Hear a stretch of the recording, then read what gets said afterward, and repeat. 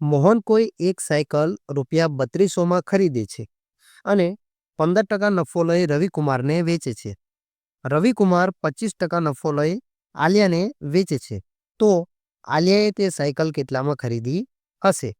તો આપણે અહીંયા જોઈશું કે મોહન પાસે એક સાયકલ છે જેની કિંમત છે ₹3200. તેમાં તે 15%નો નફો લે છે. એટલે આપણે ખબર જ છે કે નફો એટલે 100માં ઉમેરો. 100માં જો 15 ઉમેરીએ તો 115% થાય અને ટકાનું નિશાન દૂર કરવા આપણે છેદમાં 100 લખીએ છીએ.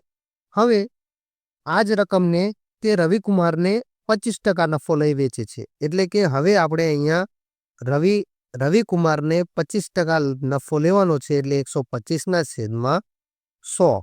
તો હવે આપણે આને થોડી કાપાકૂપ કરીશું. તો અહીંયાથી 2 શૂન્ય ગયા, અહીંયાથી 2 શૂન્ય.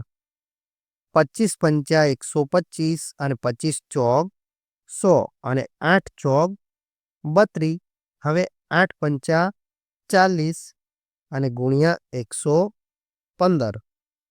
તો હવે આપણે 40 ગુણ્યા 115 કરશું. તો આપણે બે રીતે કરી શકીએ.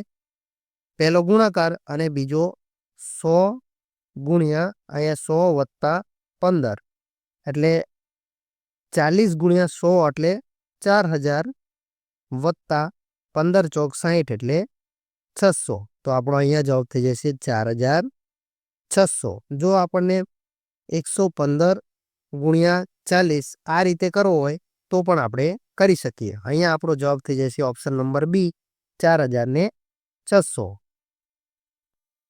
વિડીયોને લાઈક કરી દો, તમારો જવાબ કોમેન્ટ કરી દો અને આપણી આ ગુજરાતી ગણિત ચેનલ પર નવા હોય તો ચેનલને સબસ્ક્રાઇબ કરી દો અને તમારા મિત્રો સુધી શેર કરી દો.